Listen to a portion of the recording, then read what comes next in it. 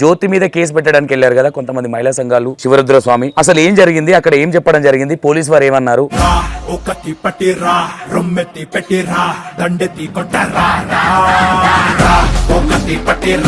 లేకపోతే నేను చేసుకున్న న్యాయం గెలుస్తుందనో, లేకపోతే నా ధర్మమే గెలుస్తుందని అనుకుంటున్నారు. ఖచ్చితంగా ఆవిడ ఓటమి ఇది. ఎందుకంటే కాబట్టి మనం అక్కడ మీడియా వాళ్ళు మీరు వెళ్ళిన తర్వాత నా ఇంటి మీదకి వచ్చారు అంటే మీడియా వాళ్ళకి సమాధానం చెప్పకుండా ఉండి మీడియా వాళ్ళని అపవిత్రం చేయడం అనేది. నా వీడియో ఒకటి నేను మణిదీపేశ్వరమ్మ గురించి ఇటు సంగతి అని చెప్పిన తర్వాత కుక్కలు నక్కలు అని చెప్పేసి వాడు వదిలిందనంటే లేని దేవతను పెట్టింది కాక నోటికి అద్దుపద్దు లేకుండా ఏది పడుతుంది మాట్లాడడం చేత సిఏ గారు ఒక మాట ఏం చెప్పారంటే ఆయన గారికి ఇప్పుడు ప్రభాస్ని పెళ్లి చేసుకోవడానికి వచ్చిందంట. ఆ వీరవనిత ఎవరో చూడాలన్నది నాకు. అంటే నేను ఇంకోటి స్వామి, ఇవన్నీ పిచ్చి మాటలు. అంటే మైండ్ సెట్ బాగలేని వాళ్ళు, పిచ్చి పిచ్చి వాళ్ళు, సైకలాజికల్ డిఫెక్ట్ స్వామి ఇది. నీ దాంట్లో ఏదో నాటకం జరగకుంటే నిజాయితీ ఉన్నప్పుడు నువ్వు చూపించాలి కదా. వచ్చిన వాళ్ళకి ఎందుకు చూపించట్లేదు అనుకోవచ్చు. ఎందుకు గేట్లు లాక్ వేసుకొని లోపల ఉంటున్నారు? ఆవిడ ఒక వ్యక్తి ఇప్పుడు ఏం చెప్పారు, బిల్డింగ్ మీద 4 ఉన్నారంట. పబ్లిక్ ఏంటంటే స్వామి అక్కడికి సబ్జెక్టు తెలియకుండా వెళ్తున్నారు. తెలియాలి అంటున్నాను నేను. ఇక్కడ అవగాహన కూడా అదే. నా బాధ కూడా ఏంటంటే పెయిన్ కాదు, ఆమె వీళ్ళు మాట్లాడే మాటలు చాలా నీచంగా మాట్లాడారు ఆమె గురించి. మనం విన్నది మాత్రం వాళ్ళ హస్బెండ్దే. అలా హస్బెండ్ ని కింద వెనక కొంతమంది పెద్ద వ్యక్తులు ఉండి దుకాణం నడిపిస్తా ఉన్నారు అనేది ఒక ముమ్మాడి. ఒకవేళ ఎంత పెద్ద వ్యక్తులు ఉంటే ధర్మం శతగోపం ఎవరు పెట్టాలో తెలుసా మిత్ర? కారణ జన్ముడు పెట్టాలి. ఎవరైనా పెట్టొచ్చు అంటుండే అక్కడ ఉన్న నాగరాజు అనే వ్యక్తి. ఎందుకు పెట్టచ్చు అంటాడు? అనమనండి ఇలా పైకి పనులు ఇట్లా పైకి అనమంటారు కదా. 32 పనులు ఉంటాయి కదా మిత్రమా.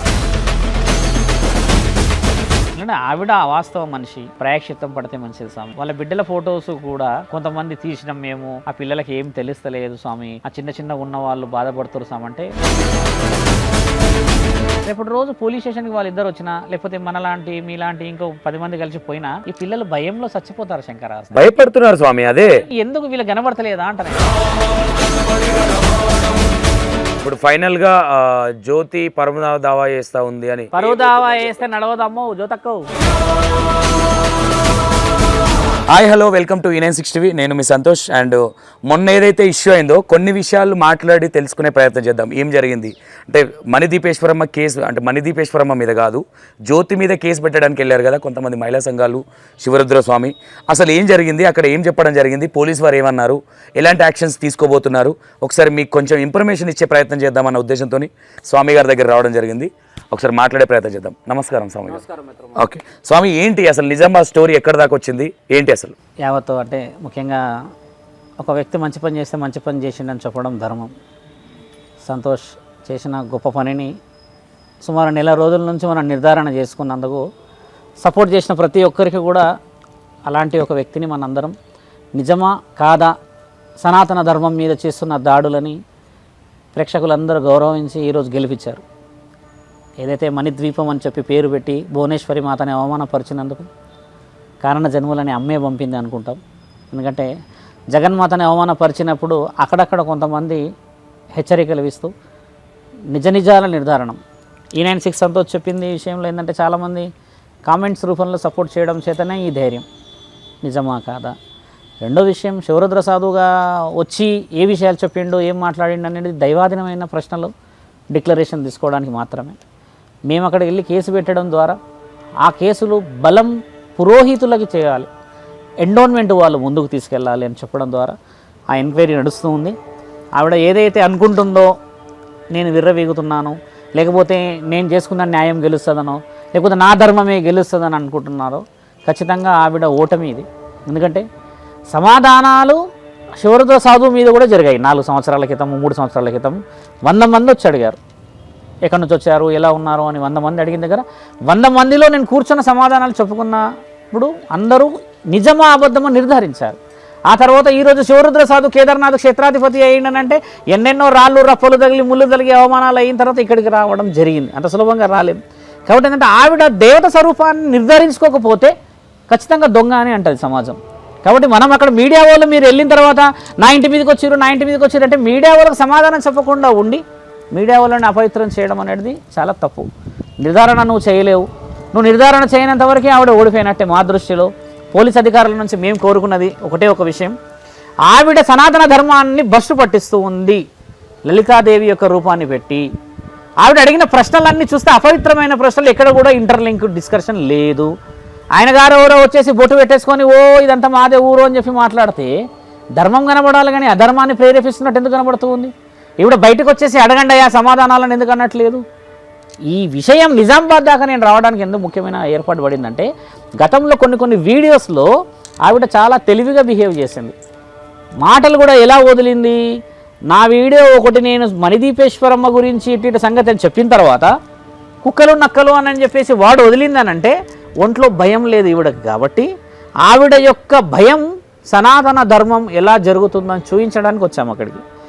కాగితం పెట్టే ఎందుకు నేను మాట్లాడుతా అన్నాను ముఖ్యంగా అంటే, కాగితానికి సమాధానం ఖచ్చితంగా చట్టం చెప్పాల్సి వస్తుంది 100%. మళ్ళీ నేను ఈరోజు ఆజాద్ అడ్వకేట్ గారితో కూడా మాట్లాడడం జరిగింది. సదరు మహిళ సనాతన ధర్మం మీద చేస్తున్న పని మీద డిఫమేషన్ కేసు మీరు ఫైల్ చేయాలి అని అంటే ఆయన నేను ఖచ్చితంగా సహకరిస్తాను. రుద్ర ముందుకు వెళ్దాం.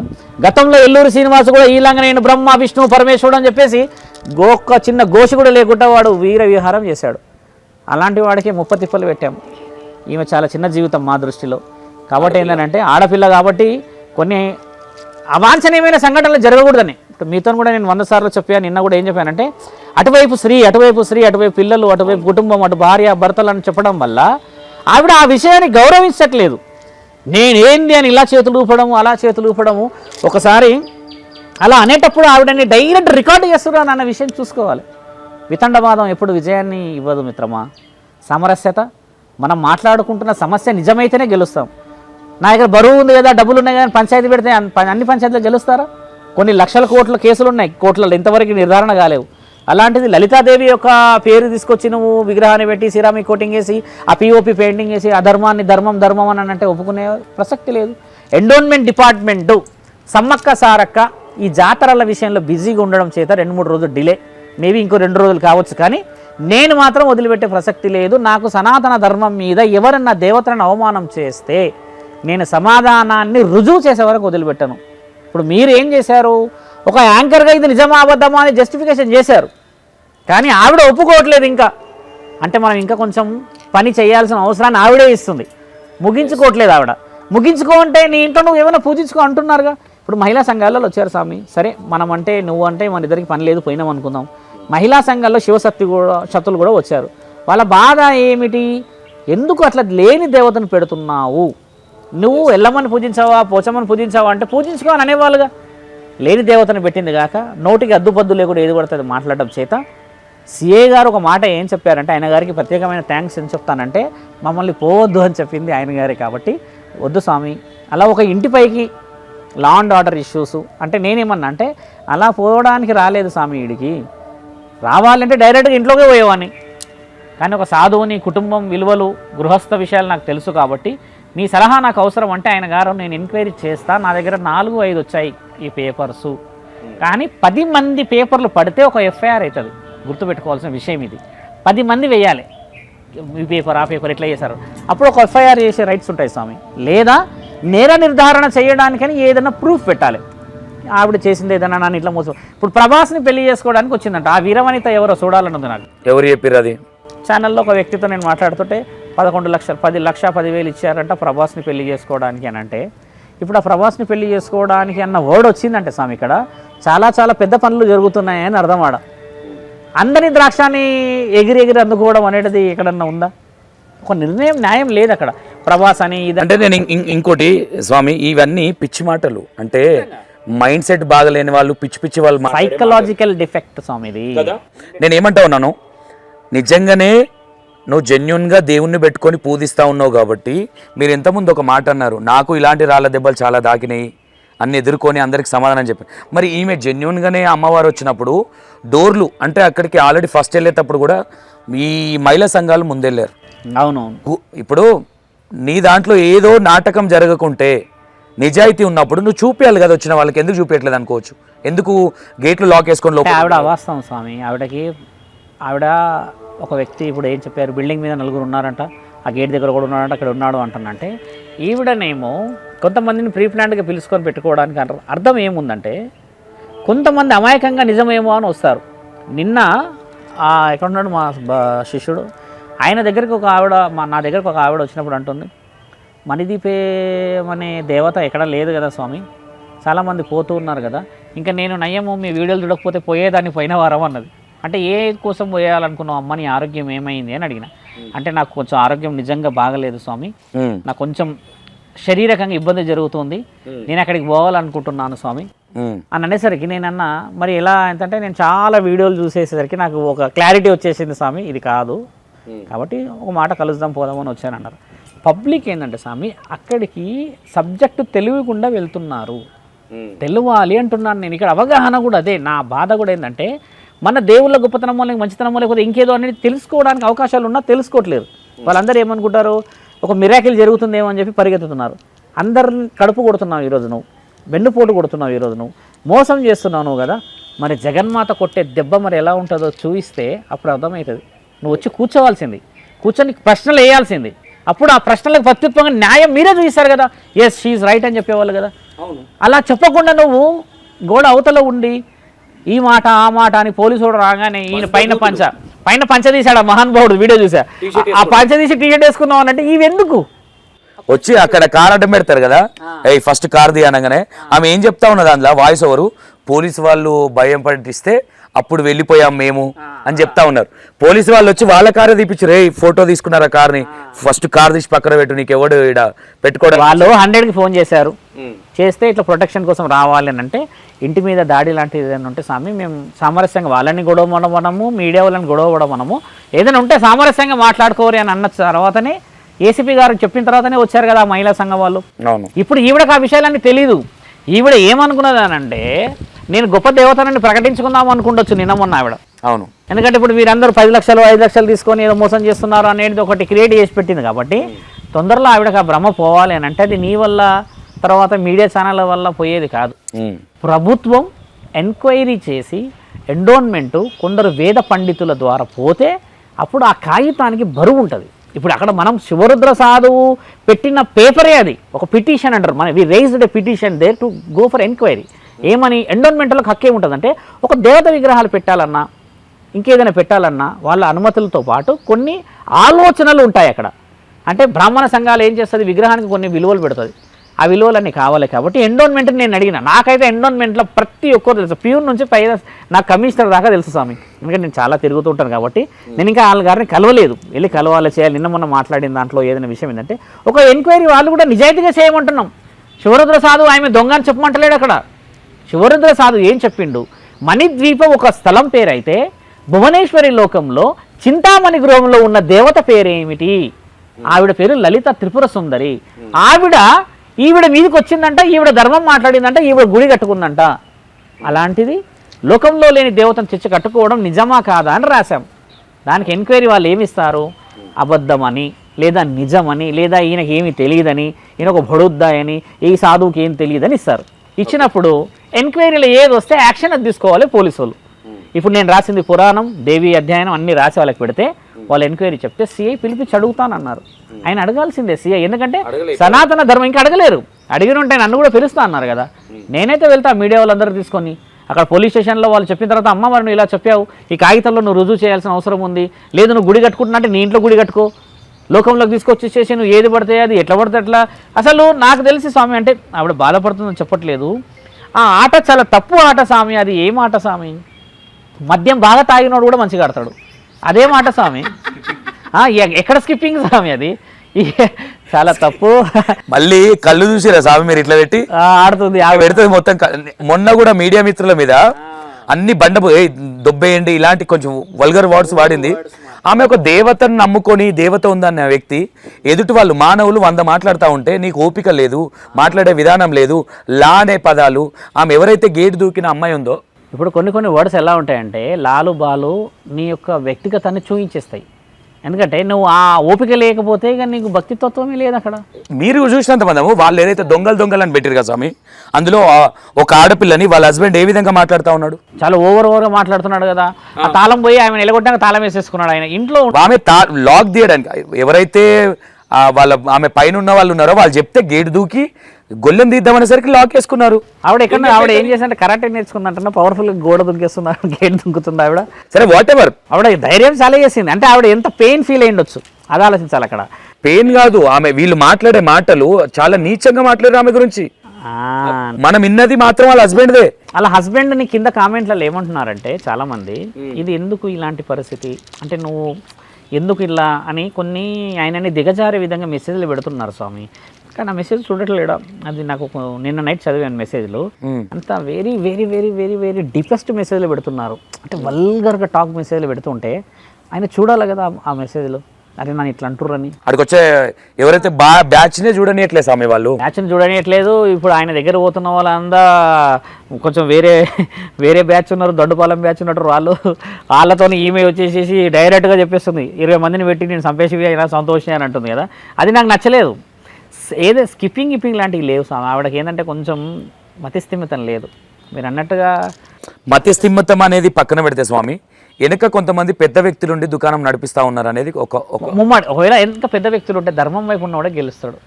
ఒక మాట, విజయమాల్య పేరు విని డబ్బు ఉంది కదా, ఏమైనా చేయొచ్చు. ఆయన ఏం డబ్బులు ఉన్నాయి ఆవిడ దగ్గర కదా, ఎన్నుకున్న వాళ్ళ దగ్గర. ఎన్నుకున్న వాళ్ళ దగ్గర డబ్బులు కొన్ని రోజుల వరకే ఉంటాయి. ఒకసారి పేపర్కి సమాధానం వచ్చినాక ఆ డబ్బున్న వాళ్ళందరూ పోలీస్ స్టేషన్కి కూడా రారు.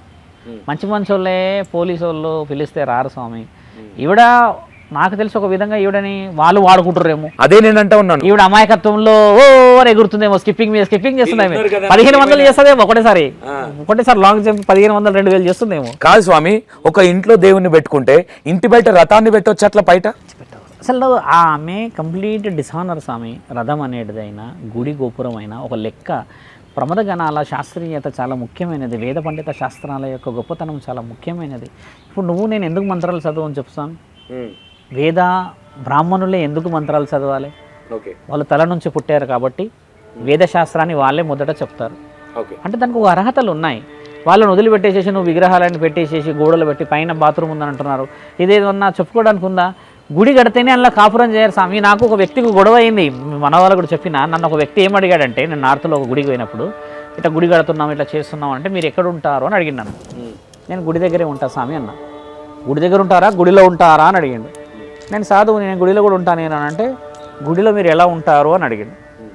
అంటే నేను ఒక్కనే ఉంటా, అప్పుడప్పుడు కుటుంబం వస్తే కుటుంబంతో కూడా ఉంటా నేను అని అంటే, కుటుంబంతో ఎట్లుంటావు అని చెప్పేసి స్టార్ట్ చేసిండు గొడవ. నేను కుటుంబంతో అలా సంసారం చేయను రా నాయన, నేను గుడిలో నేను ఒక్కనే ఉంటా అంటే మీరు ఒక్కళ్ళే ఉంటారు కదా పడుకోవడానికి, ఆడవాళ్ళతో సంసారాలు చేసేవాళ్ళు ఇంట్లో ఉండరు కదా అన్న వర్షన్ తీసుకొచ్చిండు. తీసుకొస్తే ఒక సాధువునయ్యా, లక్షల మంది నా వీడియోలు చూస్తారు. నేనే నా పిల్లల్ని తీసుకొచ్చి గుడిలో కాపురం పెడితే నా తండ్రి పార్వతీ పరమేశ్వరుని అవమానం చేసినట్టే కదా.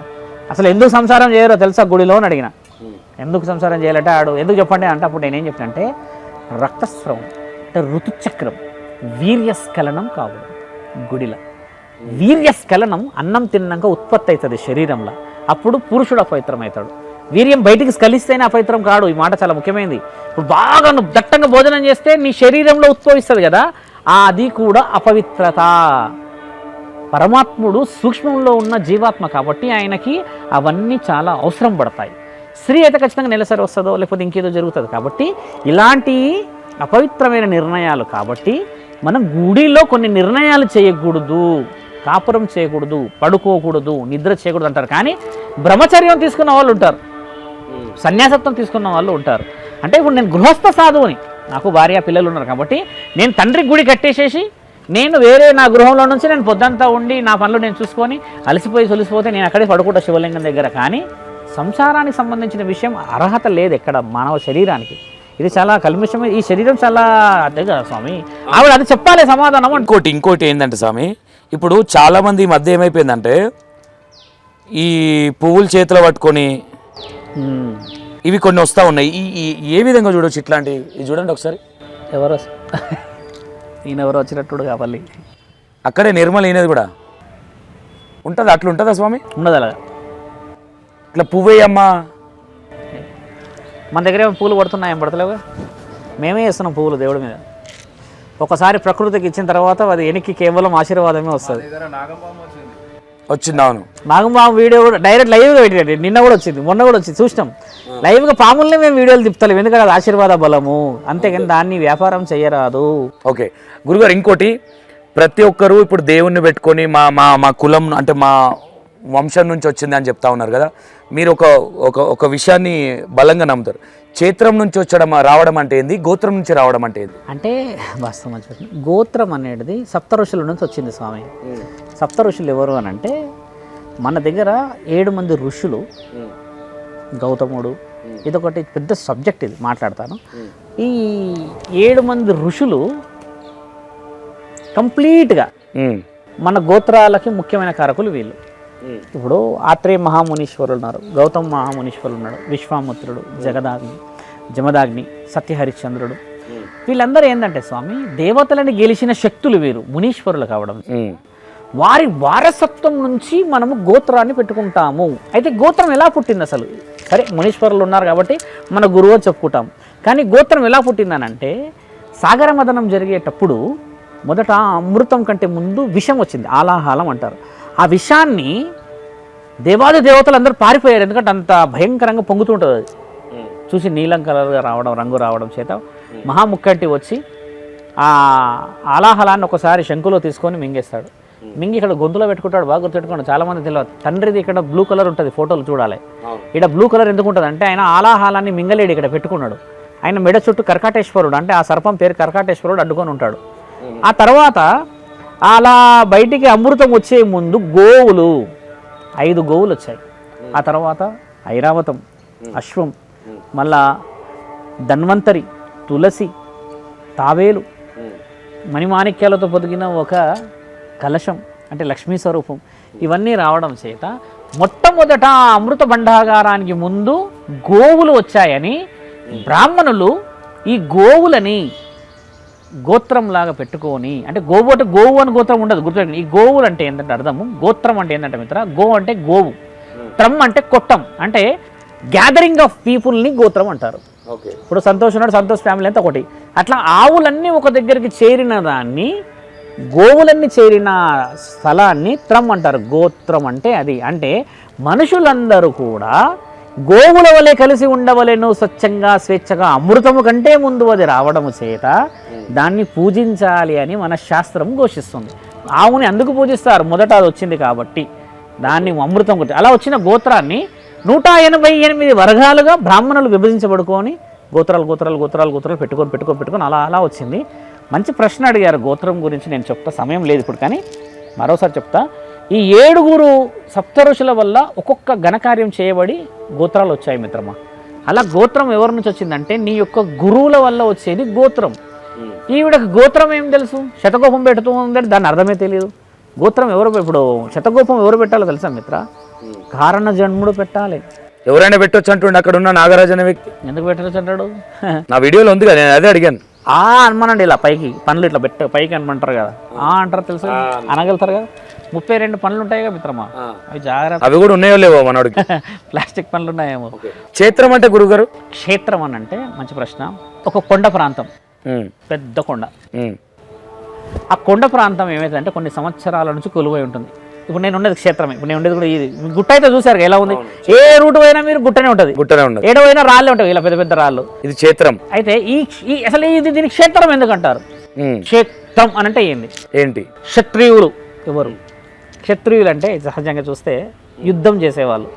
మనం చూస్తాం బ్రాహ్మణుడు, క్షత్రియుడు, ఇలా ఇలా అంటారు. క్షత్రియుడు అంటే కండబలం ఇవన్నీ ఉండేసేసి ఈ క్షేత్రం దీన్ని అంతా కాపాడేవాడు క్షేత్రపాలకుడు. అంటే శివరుద్ర సాధువు జగద్గిరి గుట్టల కేదార్నాథ క్షేత్రాధిపతి, క్షేత్రం దగ్గర ఉంటాడు అని అంటే, ఈ క్షేత్రం అంతా నా వల్ల కాపాడబడుతుంది అంటే, అలా కాపాడబడుతుంది అంటే ఎందుకు కాపాడబడుతుంది? ఇది 33 గుడులు ఉన్నాయి, చాలా మంది గురువులు ఉన్నారు. 33 గుడులలో కేదార్నాథ్ ఆలయం కూడా కడుతూ ఉన్నాము. ఇక్కడ ఉన్న ఈ జగదీశ్వర ఆలయం ఉంది, మార్కండేయ ఆలయం, ఇన్ని ఆలయాలు ఉన్నాయి కదా. ఇన్ని ఆలయాలు కొండ ప్రాంతంలో ఉండి, ఆ కొండ ప్రాంతాన్ని ఇలాంటి ఎవరన్నా దండయాత్రలో లేకపోతే ఇంకేదైనా యాత్రలో ఇంకెవరన్నా ఏదైనా చేస్తే దాని నుంచి ప్రాణాన్ని సైతం పనంగా పెట్టి ఈ గుడులు గోపురాలని ఈ యొక్క గొప్పతనాన్ని కాపాడిన స్థలాన్ని క్షేత్రం అంటారు, ఇంటిని అన్నారు. నువ్వు ఎన్ని కోట్లు పెట్టినా ఇల్లే అంటారు కానీ. అయితే ఎందుకు ఈ మాట అంటున్నా అంటే, ఇప్పుడు మీకు ఒక ఫోటో చూపించిన, ఆ, నేను ఆయన అదే అడుగుతూ నువ్వు ఆమెను అడిగింది నన్ను అడుగుతున్నావు అంటే, మీ పని చేసే వాళ్ళందరినీ ఇదే అడగాలి. నేనన్నా అంటే క్షేత్రం నుంచి వచ్చింది అన్నాడు. క్షేత్రం అంటే ఏంది అని నేను అడిగితే ఏం చెప్తా ఉన్నాడు అంటే ఆయన ఇక దొంగ తిరుగుడు మాటలని చెప్తా ఉన్నాడు. స్టార్ట్ అయినట్టుంది ఆయనకి, ఇది ఎక్కడ నావే డైవర్ట్ అవుతుంది. మన వీడియోలన్నీ చూస్తా ఉన్నాడు. మళ్ళీ ఉగ్ర నరసింహస్వామి ఇది పెట్టేసి ఒక స్కానర్ పెట్టి ఒక గుడి ప్లాన్ చేస్తా ఉన్నాడు. అంటే గుడి కట్టుకునేడానికి దానం చేయడంలో పుణ్యం ఉంది, కానీ ఆయననే నరసింహస్వామి అంటే మాత్రం చేయకూడదు. అదే ఇప్పుడు పువ్వు వేయమంటుండే ఆయనే. అట్లా కాదు, ఇప్పుడు ఆయన పువ్వు పడిచ్చిండు కిందికి ఒక మాట, దాన్ని భక్తి తన్మయంతో పడించుకున్నాడు అంటే కొంతమంది ఏమంటారు తెలుసా, గతంలో కూడా చూసాం వీడియోలలో, వాళ్ళు ఏమంటారు అంటే అట్లా మేము అడిగితే కూడా పువ్వులు పడతాయని అంటారు. ఇప్పుడు ఏంటంటే ఆయన భక్తితో పూజ చేసుకొని ఆయన క్షేత్రం అంటే ఇప్పుడు ఆయన అనుకున్న గుడి ప్రాంతం డెవలప్ కావాలి స్వామి అని అంటే చాలా మంచిది స్వామి, అది పర్లేదు, దానికి ఒప్పుకుంటా నేను. కానీ వాళ్ళే నరసింహస్వామిని నేను లేకపోతే నేను ఇంకోటి ఏదో నేను అని అనుకోవడం ఆయనైతే అనలేడు కదా. ఏమంటా ఉన్నానంటే స్వామి, నేను అది కూడా అనట్లే, ఇట్లాంటి ఇన్స్టాగ్రామ్లో మీరు పెట్టడం ఎందుకు? ఇప్పుడు ఏమైపోయిందంటే స్వామి, ఇక్కడ పాస్టర్లకు ఇక్కడ హిందువులకు డిఫరెన్స్ అనేది పెద్దగా ఏం కనిపించట్లేదు. ఇక్కడ అర్థమవుతుంది స్వామి, కించపరిచే విధంగా ఉంటున్నాయి వీడియోస్. అంటే మీరు చేయట్లేదా? నేను ఒక వాస్తవం అంటే నువ్వు అడిగిన ప్రశ్న ఏంటంటే స్వామి, ఇప్పుడు ఆయన ఎవరో నరసింహస్వామిది పెట్టిండు అంటున్నాడు, స్కానర్ పెట్టినట్టు గుడి డెవలప్మెంట్ అది వదిలే, అది నేను అనట్లేదు. ఆయన అయితే అపవిత్రంగా అయితే కనబడలేడు. మీరు అన్న వీడియోలో పువ్వు పడ్డది అంటే ముమ్మాటికి ఆడ పాము కూడా రావచ్చు, ఆ పాము వచ్చి ఒక వస్తువు చేయొచ్చు. కానీ మీరు అనేది ఏంటంటే ఒంటి మీదకి దేవత అన్న వర్షన్లో ఈ వ్యాపారం పనిచేయదు, దాన్ని నేను ఒప్పుకోను కూడా. ఎందుకంటే ఇప్పుడు ఆయన గారు మీరు అన్నట్టుగా పువ్వు పడుతుంది అన్న దాంట్లో మీరు కొన్ని సమాధానాలు చెప్పిండా చెప్పకపోయిందా, గుడి డెవలప్మెంట్ కంటే ప్రతి ఒక్కరు గుడి డెవలప్మెంట్కి అడుక్కుంటారు. నేనైతే ఇంకా భిక్షాటన చేస్తాను, నేను ఈ ఏరియాకి ఫేమస్ స్వామి. గుడి డెవలప్ గురించి ముచ్చటే కాదు ఇక్కడ, గుడి ఇప్పుడు మణిదీపేశ్వరమ్మ కూడా గుడి కడుతుంటే నేనే సపోర్ట్ చేస్తా, కానీ ఆయనే దేవత అంటుందిగా. అదే నేను అంట, ఈయనది కూడా నేను ఏమంటా ఉన్నాను, జనాలను మోటివేషన్ చేయడం కరెక్ట్ కాదు. మీరు ఇట పువ్వు పడ్డది అది కరెక్ట్ కాదు. ఇప్పుడు ఇక్కడ నరసింహస్వామి ఉన్నాడు, నేను నమ్ముతా, నువ్వు గుడి కట్టు మంచి జరుగుతుంది, అది వేరు. కానీ మీరు వీడియోలు పెట్టి కించపరచొద్దు అనేది ఇంటెన్షన్. వాస్తవం అంటే మంచి ప్రశ్న, అంటే దాన్ని మనం పొలైట్గా కూడా తీసుకోవచ్చును.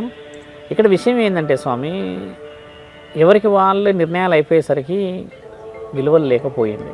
ఓకే, ఇప్పుడు ఆయన తపన గుడి బాగుపడాలనుకుండొచ్చు. ఇప్పుడు ఆయన గుడి ఈ ఎండోమెంట్ నుంచి పర్మిషన్ అవసరం లేదు స్వామి ఆయనకి. అట్లుండదు, ఇప్పుడు ఈ గుట్ట మీద ఒకదానికి కూడా పర్మిషన్ లేదు. గుడి ఎవరైనా కట్టొచ్చు మిత్ర, ఎండోన్మెంట్ గుడి డెవలప్ అయినాక వస్తుంది. ఎందుకు వస్తుంది అంటే వాళ్ళకి నెలకి 5,000 హుండీ ఉంటే వాళ్ళు వచ్చి ఆక్యుపై చేసుకోవచ్చు.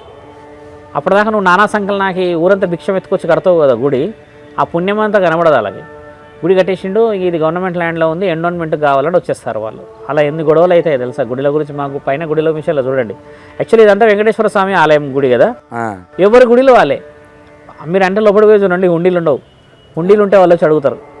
ఇప్పుడు హుండీ పెడితే దేవాదాయ ధర్మాదాయ శాఖ వచ్చి ఏం చేస్తుందంటే, ఇది మాకు దేవాదాయ ధర్మాదాయ అంటే దేవుడి యొక్క ధర్మాన్ని కాపాడి వాళ్ళు కొంచెం ఇన్వెస్ట్మెంట్స్ లేకపోతే చేస్తారు. యాక్చువల్లీ ఏంటంటే గవర్నమెంట్ ల్యాండ్ ఉన్నప్పుడు ఏం చేయాలంటే మిత్రమా, ఎండోన్మెంట్ వాళ్ళు మనకు గుడి కట్టడానికి పర్మిషన్స్ చేయడానికి కొన్ని క్లాసెస్ కొన్ని లాస్ ఉంటాయి. ఆ లాస్ ఇప్పుడు ఇస్తలేదంట, అంటే ప్రభుత్వాలు మారే. మరి జ్యోతమ్మ పెట్టింది కదా పెద్ద శతకోపం, అది అంతకుమించి శతకోపం కాదు, అదేంటి హుండియా, హుండీ పెడితే ఆవిడ మీద ఎప్పుడైనా జరుగుతుంది. ఇప్పుడు ఎండోన్మెంట్ నుంచి వచ్చేటి ఇవే కదా మరి, హుండీ బండి. నెక్స్ట్ జరిగేటే ఇవన్నీ లీగల్ పాయింట్స్ ఇవన్నీ. ఫైనల్గా ఏం చేయొచ్చు అంటారు గురుగారు? ఫైనల్గా ఏం చెప్తారు? ఆవిడ వాస్తవ మనిషి, ప్రాయశ్చిత్తం పడితే మంచిది స్వామి.